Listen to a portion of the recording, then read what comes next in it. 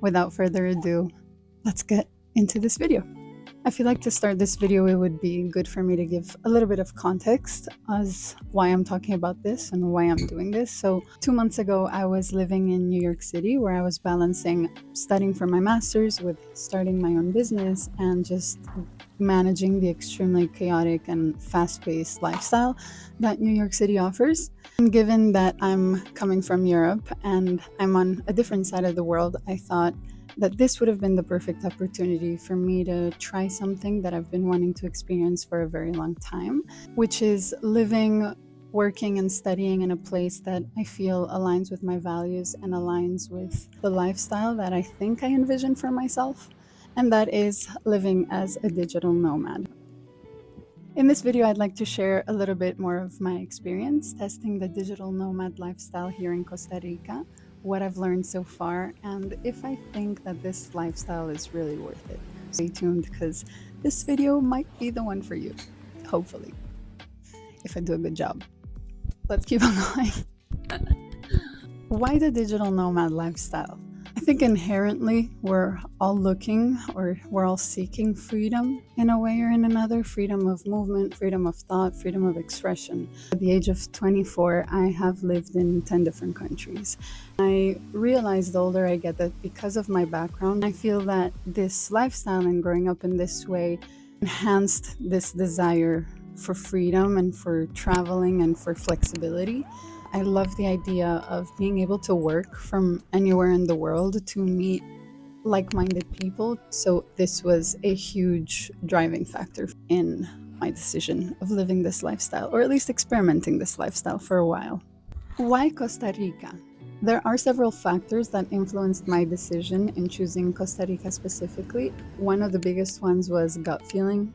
Instinct. Every time I thought of experimenting this lifestyle for a short period of time in my life, it always kept pulling me towards Costa Rica. And then the more research I started doing about different places around the world that offer this kind of vibe, this sort of community, Costa Rica kept popping up, specifically two places in Costa Rica, which are Santa Teresa and Nosara. Santa Teresa has a very big holistic wellness community as well as digital nomad community. And it's also a great way to meet people that are like-minded people.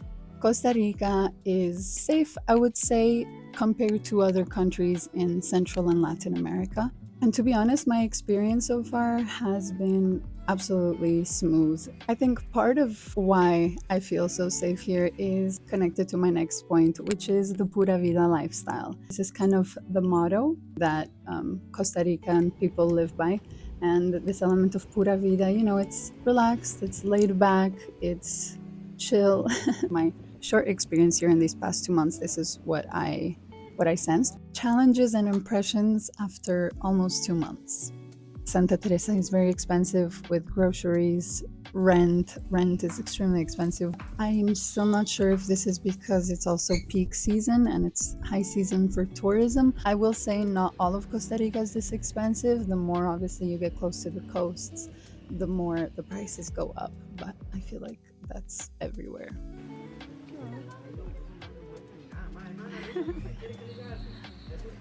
To be honest, I feel like another challenge that comes with this lifestyle is the self-discipline that it requires, because you are traveling oftentimes to a new place. You are excited, you want to explore, you want to seek adventure, and balancing that part of you, that part that wants to go out and play, with the responsibilities that were the compromise for my case specifically to come here. It is a lot on your plate all at once, I will say that.